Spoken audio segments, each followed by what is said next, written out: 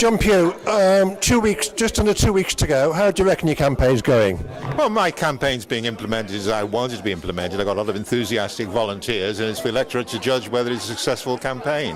I think there's a buzz about Southport now. The election's genuinely taken off and people are engaging.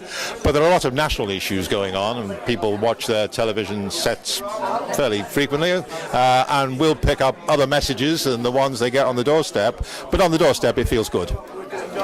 When I spoke to you a few weeks ago, you said you don't predict the results of elections, but Professor John Tong has done it for you. He's taken that responsibility off your shoulders. He reckons you're going to win.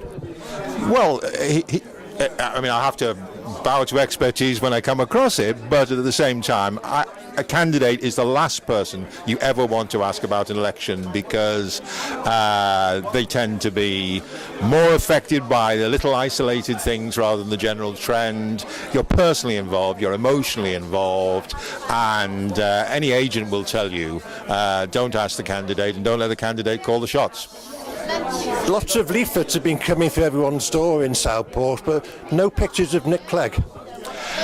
No, but he has been seen on television. I tuned in last night to see him on the last leg, where I think he performed very effectively. But you said on Channel 4 the other week that certain constituencies would ration the number of appearances of Nick Clegg. In other words, we're not going to see any pictures of Nick Clegg in any Southport Liberal Democrat leaflet. Well, there actually is one. You might find it on one of the free post things where he's at a mental health event with me. And I don't really have a problem with a picture of Nick Clegg at all. It's just... You have no problem, but I've not seen any. Well, I basically put on what I think is going to interest the people of Southport. Well, you called for him to quit last year. Sorry? You called for Nick Clegg to go last year. I said quite emphatically, and I've said so repeatedly, that the difficulty Nick has had, and this is largely because of media assassination, is that he isn't getting a fair hearing from the British public. Therefore, if you want to get a good Liberal Democrat point across, you have to try other ways. And it's a practical recognition of what polling will tell you and what sound political science, no doubt the experts, will tell you as well.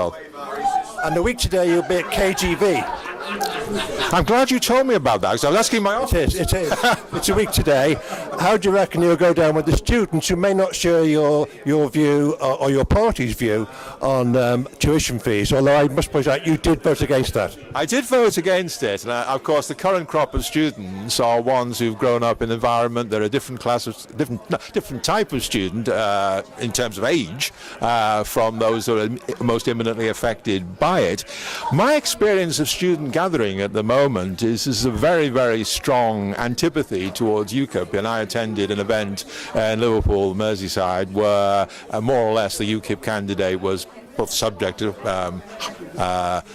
vocal opposition on the platform, but also harangued by students afterwards, because I think can we put it like this, their less generous view of the world doesn't correspond with mainstream student thinking. So you're not expecting a rough time next week at KGV? I enjoy student gatherings. Obviously, as a former teacher, I'm used to dealing with students, speaking to students, relating to students. I've got young people in the office who keep me up to the mark, and although I may not be wholly savvy in the latest social media, I do think I know enough to know where they're at, or at least I hope I do. I'll find out next week. The final question, John. Who's going to win?